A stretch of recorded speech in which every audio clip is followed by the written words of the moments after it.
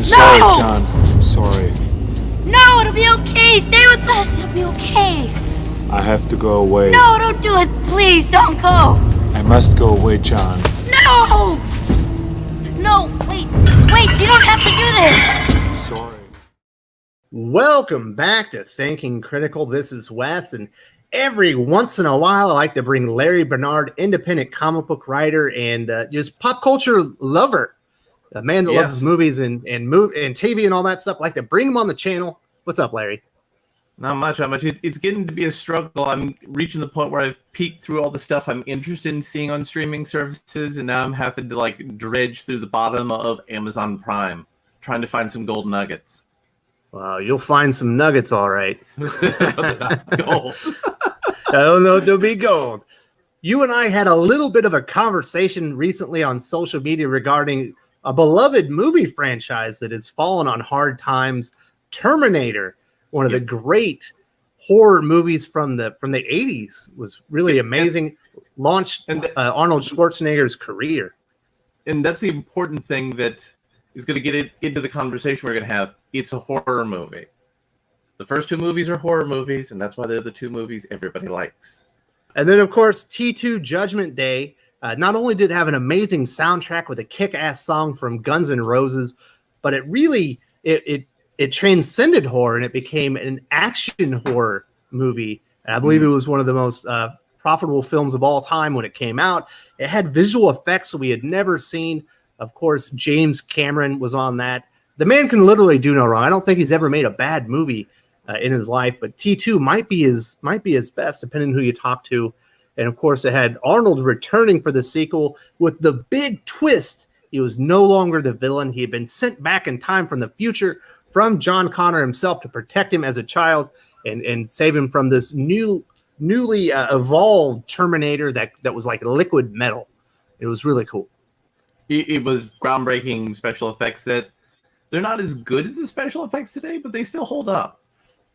Oh, absolutely. It's just like Jurassic Park, The Matrix, movies that at the moment that you see them, you realize the game has just changed. You've seen something that's never happened before. Toy Story, of course, would be in there as far as animation. And it basically was the bar moving forward.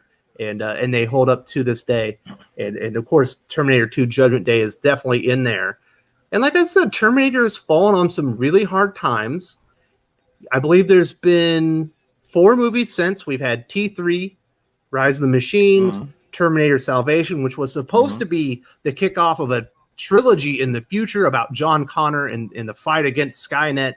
There was Terminator Genisys, which was kind of a reboot. And it was also supposed to be a trilogy of movies featuring a gender-swapped young John Connor. That was an interesting one. And then this most latest one that I didn't even bother to see. I've seen all the other ones, actually. Was Terminator Dark Fate. And I've had enough, man. They need to stop making Terminator movies. I know you have a difference of opinion about the state of the Terminator franchise and if they should move forward. What did you think about Dark Fate before we talk about this? It was an atrocious movie. They opened the movie with a really grotesque thing, murdering the symbol of hope from Terminator 2. The young man, John Connor, who literally used the power of love to redeem his mother and a murderous machine to save us all from the post-atomic horrors, and they just gunned him down in the middle of nowhere in Honduras like a dog. And the movie just kept going downhill from there. Like, literally, as I was watching the movie, and there was moments where the movie started to work, I remembered that scene and I just got angry. And they replaced him with a young lady from Mexico for some reason. She was from Mexico. It didn't make any sense in the story other than, hey, let's feature all the illegal immigrants being put in camps in the story. Well, Mexico, Honduras are basically the same place, right? Yeah, basically the same place. And Sarah Connor just became a giant psychotic killing machine, just going around killing Terminators. Arnold became a domesticated manservant Terminator. And it just wasn't any good.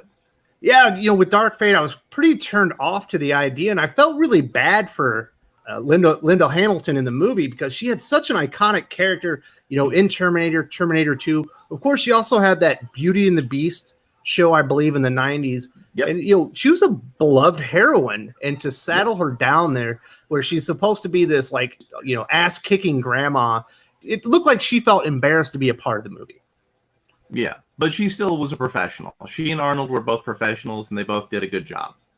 I have my issues with it. I feel like the producers or the directors of these Terminator franchises keep trying to recreate the twist from Terminator 2 as if that was the winning formula. The Terminator is no longer bad. He's good, and he's been sent back in time. So I know in Terminator Salvation, originally, John Connor was going to be a Terminator, and the ending got leaked on the internet, and they ended up changing it. It ended up not being John Connor, but it ended up being the guy from Avatar was a Terminator. They did end up making John Connor a Terminator in Terminator Genisys. Whoa. And it feels like they lose their way every time with this. What would you, if you were to diagnose the issues with the Terminator franchise, what are its ails? So the two problems they have is the production companies think there's something that audiences want, and they're wrong. And there's something that audiences think that they want that they're wrong. And because of that, when they start pruning the tree, they start pruning the things that actually work in the Terminator franchise. So audiences think they want to see the future war, post-apocalyptic horrors, robots fighting everywhere, laser beams. People think they want to see that when they actually don't. That's not what anybody was interested in the Terminator movies for the first two movies or even the third movie. I would agree with you. I think that's more like, that's cool stuff for maybe an add-on book, or maybe a comic book, or especially a video game. Fight the machines in the future. But the story is really about the characters and the growth, and of course the growth of the Terminator is the big part in Terminator 2. Absolutely. The studios, on the other hand, think, like you said, needs to be the big twist reveal because it's a time travel thing. So there needs to be secret this and that and the other thing, and getting deep into the destiny and the fate and the causality and the deep thoughts with it. No, that's not something we want. Everybody wants Arnold. No, we don't need Arnold to come back for another one of these movies. No, we don't need that. We'll bring back Linda Hamilton. That could have worked if they actually gave her something to work with, but they didn't. The problem is that the movie at its core is a horror movie. The Terminator is from the same tree as Michael Myers and Jason Voorhees. He's an unstoppable killing machine. You need a Terminator movie to be about an unstoppable killing machine going to kill somebody. You need to establish clear, defined stakes. And you need to establish the rules so that they know how to eventually defeat the unstoppable killing machine. I don't know about your experience. I remember when I went in to see Terminator Genisys, I was actually pretty excited. I was like, they said they're going to return to form. Arnold's back with the franchise, and there was going to be a reboot. And I remember after, I think it was one of the opening scenes where we see the Terminator arrive back in the day, and now he's with Sarah when she's a very little child. And I was sitting there thinking about it.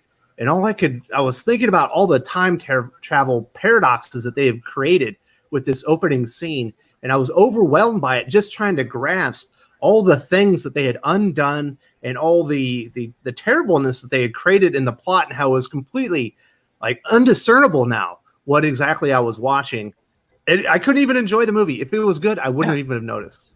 So Red Letter Media has a great video called Science Man Explains Terminator Genisys, where they break down each and every little timeline variant and problem with the time travel scenario. So if anybody's watching this, go check that out. It's a great video where they break it all down. My position is, and people might be mad at me about this, is don't make any more Terminator movies. You've tried 4 times. You have now a 33% success rate on Terminator movies. The first 2 are amazing. They're classics. The next 4 are all atrocious. It's quite clear that even with James Cameron involved, even how little it was, they were talking about, James Cameron's back, Terminator's back, that they can't get it right anymore. They've lost their way. They don't understand why Terminator was successful. It's weird that they, the big twist, I believe, in the 3rd Terminator movie was that it ends up not being John Connor that really leads the resistance. It's his wife. It's a little bit more complicated than that in the 3rd movie. John Connor becomes the leader of the resistance because he happens to go into an old presidential bunker to be secure when Judgment Day happens, and he's the voice of reason to the people who are all hunkered down, and that's how he becomes the leader of the resistance. It's more of a movie explaining how. His wife is the one who sends the Terminator back because he got killed by a Terminator in the future. So the Terminator listens to her and not to him. And yeah, they were trying to elevate her. It was kind of a weird thing, and then of course, eventually in the third or the sixth one, I guess it just became like a full on, like feminist, like action flick. Like you said, Arnold's a manservant, and the only ones kicking ass and taking names are the females. You don't think that it needs to die? Has it not run its course for you, Larry? Studios make movies to make money. They keep IP to make money. They have streaming services to distribute content to make money. So they're going to want to keep making Terminator movies because they know that's a well people are going to go to. So yeah, the last one didn't make money. The last one didn't make money because it was a complete total botch job from start to finish. And well, so were the other ones, but people still went and saw them. I think people have lost faith that a Terminator movie will be good. Well, the last one, the news of John Connor getting killed in the opening scene got leaked out on the internet before the movie came out. It seems to happen to Terminator a lot, actually. And every movie they've tried to replace John Connor in has just been a disappointment. They tried to kill him in the fourth one, so they didn't do that. They turned him into an evil Terminator in the fifth one, and then they killed him. Outright murdered him as a child. And all those movies started going down and down and down because people, connected to John Connor as, hope, a symbol of hope, a symbol of something better in your life. Studios are going to make these movies. So why don't they make them good instead of making them badly? You know what the weird thing about all this, Larry, and I've got to be honest, Sarah Connor, in the first two movies is absolutely an ass-kicking, heroine that everyone should admire. That was a great character. But they keep trying to up the ante and create like the next heroine for the series, and they're trying really hard. It's quite obvious, and it keeps failing. But they have created, a couple of new female heroes, for the franchise. When they did the Sarah Connor Chronicles, for television, they had a new Sarah Connor played by Lena Headey that was awesome. But they also had a new female, like teenage Terminator played by Summer Glau, who was equally awesome. And they actually achieved it by not trying to do that. So the Sarah Connor Chronicles, that's the only way you do it if you're not making it a horror franchise, is if you make it like a Cold War through time kind of deal. But that's, again, requires the studio to invest in better writing, better direction, not having James Cameron just showing up to collect a paycheck to say, I'm totally behind this and working on this and not lying to help my friends make a paycheck. Well, and they also tend to get some really bad directors. I think Salvation, wasn't that McGee? Yes, I believe that was McGee on that one. Dude's never made a movie I could watch. But the guy who made the last one did Deadpool, but he completely was tone deaf to what the movies were about, what they should be about, and he wanted to bring in a bunch of politics nonsense instead of, having a good story that could be about politics. Like, we live in the age where machines are literally replacing people's jobs, right? Oh, yeah. So why would the Terminators in this new reality that we're all living in, why would they want to destroy the world with atomic fire? So what if you're going to do like a hard reboot kind of deal on the Terminator franchise, what if it's about a future where Skynet isn't a military application, but it's like Facebook, Google, Amazon, all these deep data computers have all combined together and they've basically mined humans for their productivity. Wasn't that Genisys, though? Kind of the basis of that one? No, that was a social media app. So Genisys, that was how Skynet was going to get into everything, but he still nuked the planet. Well, yeah, but I was just saying that's like the foundation of the story is there's a new application coming online, and it's eventually that is Skynet. Right, but the stakes are post-apocalyptic horror. Mm-hmm. What if the stakes are really the people should be the ones nuking the planet Matrix style to try and undo the machines, and they should survive. That's what they did in Terminator 6, actually. Well, I'll never know, so I'm not watching that one. But what if you make the horror instead about machines controlling every aspect of human lives? Like, we live in this whole lockdown culture where Amazon's delivering us all our food and supplies, and we're all Maximum Overdrive.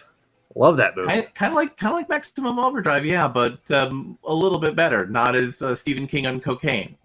Better? You can't do better than Maximum Overdrive. That's Emilio Estevez in his prime, man. I am with you. If they're gonna keep with the Terminator franchise, it needs a reboot. because the timeline is so convoluted in such a mess. You can't work with it anymore. They should just reboot it, make it back into a horror franchise, find somebody that can do nice horror work, maybe a James Wan that doesn't need an enormous budget. Get the right actor, Jason Momoa. See if he wants to join. He's an enormous dude that maybe could be a good Terminator, and return to those roots and try again, because they have so far lost their way that I have zero interest in the franchise moving forward. And I think a lot of people feel that way. I think Jason Momoa might be too big of a role for if you're going to reboot a Terminator movie. Well, he's probably too big now. Yeah, do it in like a Blumhouse budget for like $25 million. Get John Cena. I was actually going to suggest Roman Reigns. Roman Reigns, there you go. He's lightweight rock. Yeah, because John Cena has some charisma. You don't want to put him in a minimal speaking role. But Roman Reigns, he's kind of a little stiff on his charisma, so put him in a minimal speaking role, have him act robotically. It would totally work. I think, Roman Reigns should definitely be the next Terminator. Go back to Blumhouse, get James Wan in there, or somebody like that can work on a limited budget, make those dollars really count, and do the best that they can with it, and just reboot it, because trying to continue on with what they've created is a complete monstrosity. Like I said, it's unworkable now. And that's the problem with a lot of these reboots and big budget franchise blockbuster productions, is they're too convoluted. They've lost the vision of their story, their characters, their worlds, and there's too many interests that probably won't survive once the entertainment industry starts back up. They're going to need some home run hits for the movie theaters, or the movie theaters are all going to go under.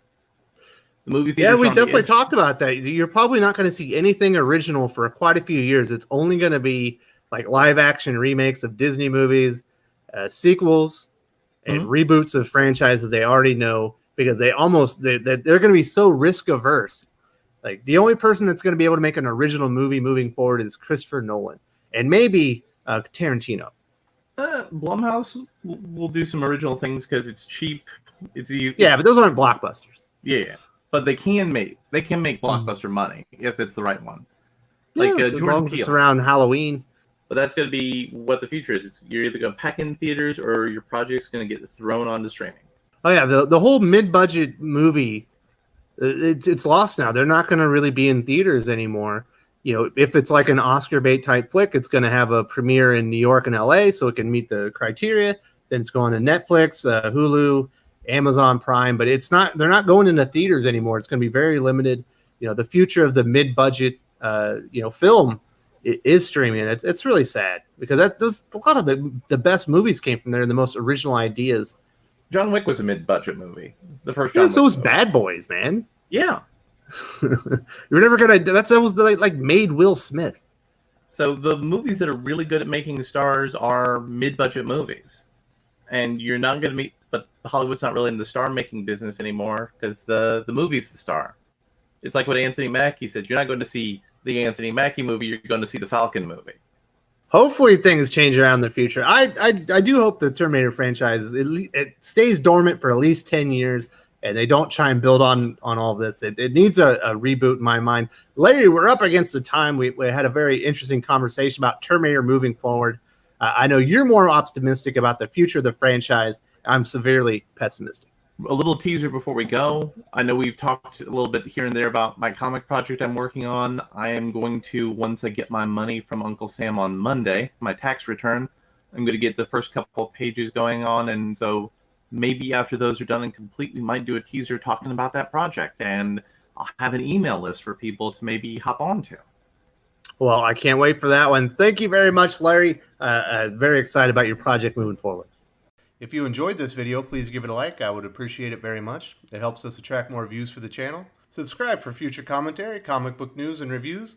And don't forget to ring the bell for notifications. If you want to talk comics, movies, and much, much more, you can follow me on Twitter at Wes_from_TC. With that, Salamat Po, and I'm out.